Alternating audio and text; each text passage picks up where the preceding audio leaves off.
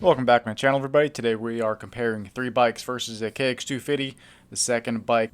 Now I chose a track that is really bumpy to compare all the bikes on, and the reason is because I want you to see how the bike handles in chop and the small bumps, these weird little things that you may not really be riding as a beginner, but as you start going faster, you'll start to notice how the bikes handle inside of it. So this first part is going to be three different separate clips. Got the Cowie, Yami, Fantic, all in that order. Before I get too far into it, I want to remind you guys, or let you know, that there are timestamps in the description, so you don't have to scrub through the video. You can go down there, click it, and find what you're looking for. Each of these bikes have 2 laps per bike, and then the setup's at the end of everything. And before I start getting into this completely, I want to say thank you for all the subscribers, comments, and likes on the videos. I really appreciate it. Now, I ran the Cowie stock first. The front end is incredibly twitchy, and with the setup I have on it, it calms the twitchiness way down and it makes it way more manageable to go fast on and more stable, but it is not as stable as some other bikes. Now, the thing about the Cowie is, I mentioned it before, I used it as a stepping stone, so if you ride in forest, walnut, really smooth tracks, this bike is a really good bike to start off with. It has excellent power, pretty good handling, not the best in the game, because obviously better bikes out there. The suspension, I would say, is pretty good. It's not the best and it's not the worst. I would say it's above average. It can handle certain hits, but when it comes to the small chop, even with this good setup on, you can see how bouncy it is and how much it moves around. It just doesn't soak up the small chop like certain other bikes, such as the Honda. The Honda's really good at soaking up chop. But I didn't throw that in here in the comparison because I don't feel that it's a good beginner bike. It's more of a advanced beginner, more of a you're trying to go fast and be more competitive type of bike. Now the Kawasaki can be a very competitive bike, but you're going to have to tweak the suspension, tweak the handling. You got to dial it in to exactly how you want it to work, because if you can't get it in, then you might as well pick a different dirt bike to ride, especially on these choppy bumpy tracks.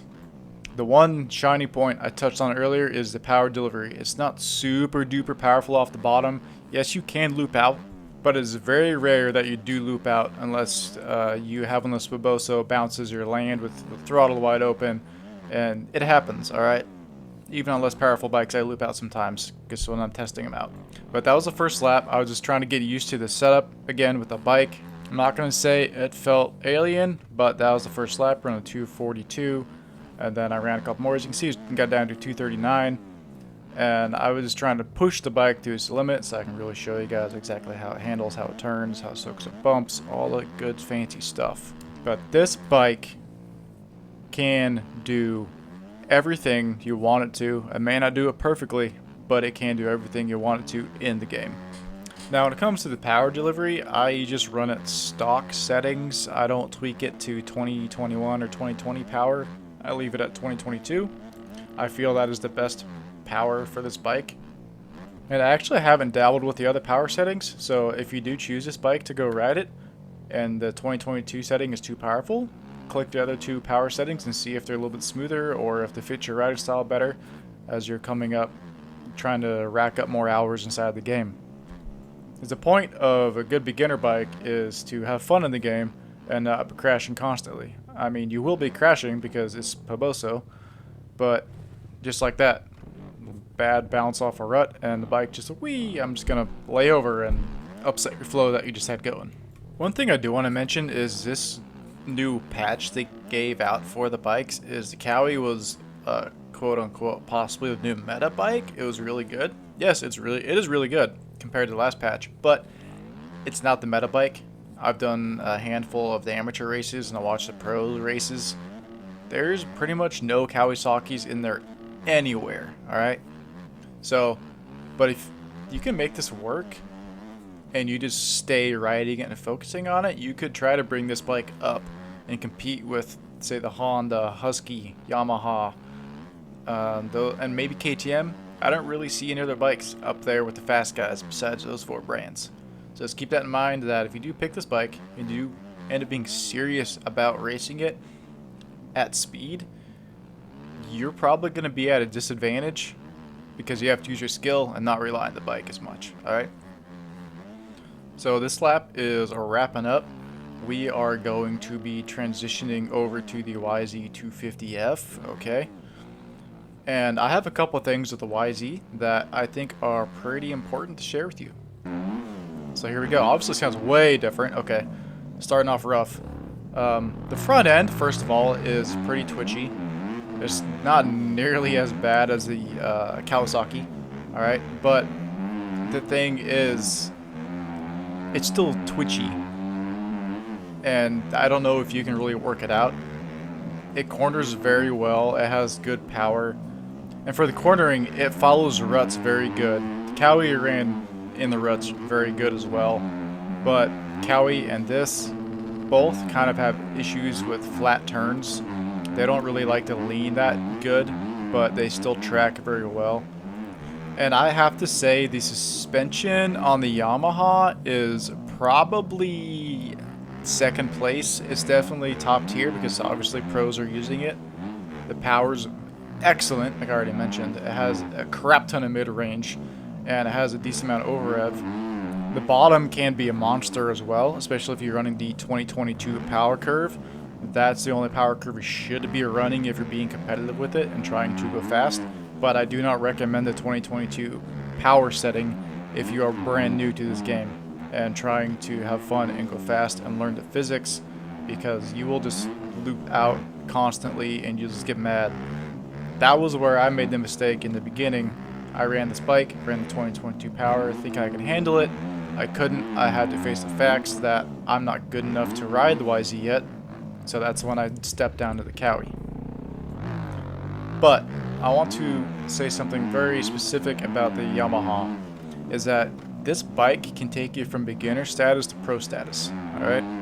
It has the best of everything on it. It can do almost anything you want it to. And if you can figure out how to get it to work exactly how I want to, this bike will do anything you want, for the most part. You know, outside of the game physics and things. It has the ability to go slow with beginners, go fast with pros. It has excellent suspension. Even in real life, it has the best suspension of all motocross bikes. And in the game, it's definitely first, second place. I mean, like, it soaks up a lot of good stuff. The chop's really good. It is still very bumpy when it comes to small stuff. And the first lap didn't count, but that was a 2:28, I believe. And the Cowie around a 2:24, I want to say, at the end of it on the fast lap. So this should be the fast lap that counts on the Yamaha. A lot of you guys know, if you've seen my channel in the older videos, I used to run the YZ250 for a long time because I am a Yamaha fan myself, but I also just really enjoyed how it handled, how it turned, how the power came out, how it's not as linear of a power curve as, say, the Husky and the KTM.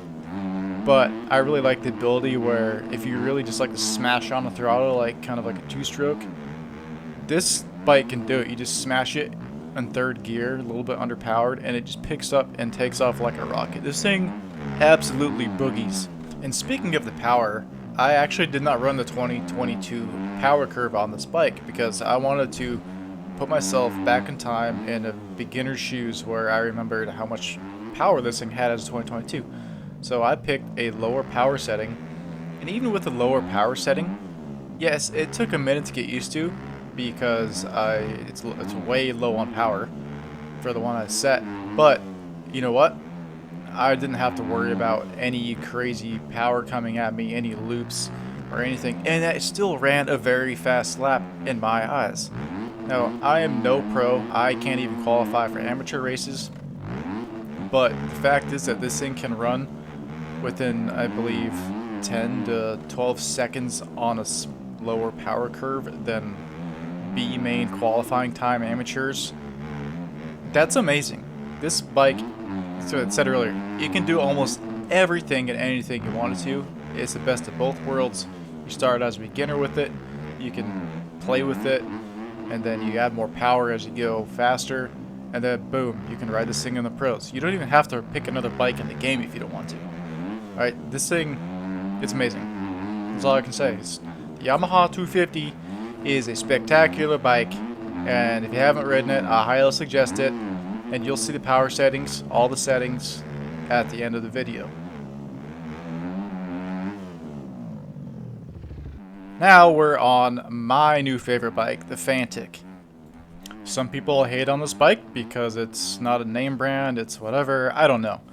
But the thing is with this bike, just watch how it handles the bumps, how you can listen to the power, how it accelerates.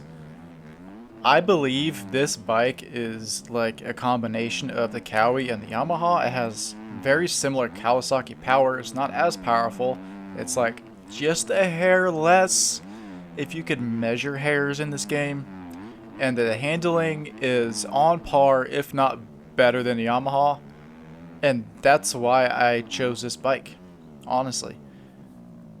You can do, it's very much like the Yamaha. You can do almost anything with it. The only problem is it doesn't have the power, so if you need the extra oomph, this bike will not do it for you. When you start getting faster, you may be able to work around it, but ultimately to go fast on this bike, you need to learn to ride the bike and use skill, because when I first started, I was not clearing a lot of things with it. So keep that in mind if you do ride this bike and you are still a beginner. Consider yourself a beginner, but not a pro fast speed guy. The best thing you can do on this bike when you ride it is you use that second gear and wind that baby out. Just like right here. Third gear, you go the same speed, if not a hair slower in third gear, because it doesn't have that grunt, that oomph to get you over that in third gear. So you gotta wind second gear out a lot of places. And it's very hard to get used to at first. And with this one, like I said, the handling is outstanding. The setup makes it even better. The gearing on it is very good. The only thing I actually do on it is make it a little bit shorter, so we get a little extra oomph out of the corners. The front end does not twitch as much as the Yamaha. Definitely not as much as a Kawi. The suspension takes up almost anything and everything. It takes heavy landings differently, or say like the mediocre ones that are a little bit heavy. And on the Yami, you can see the front end twitch. This one, the front end doesn't twitch. It just handles things a little bit better in every aspect.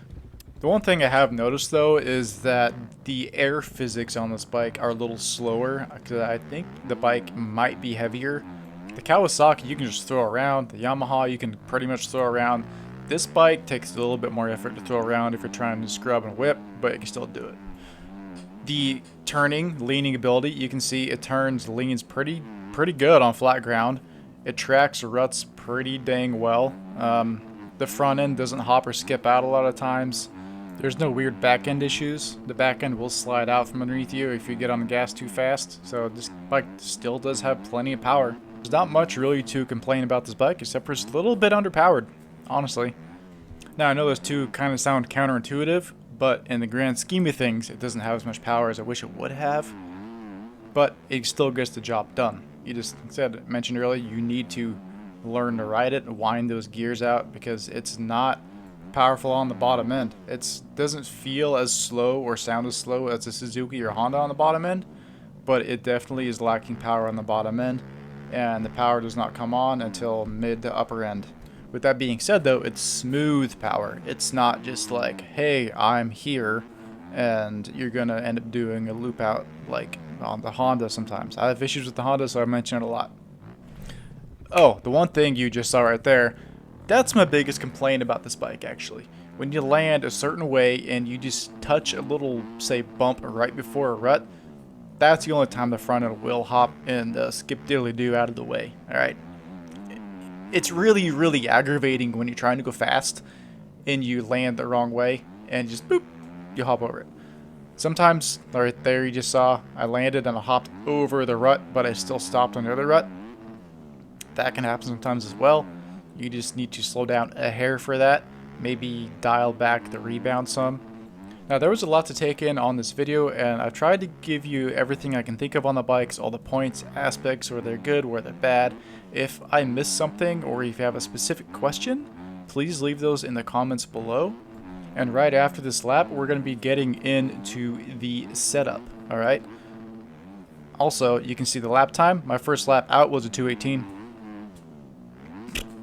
fastest lap on the bike. Alright, so here is the Cowie setup. I would follow everything on this page except for the tires, changes as needed.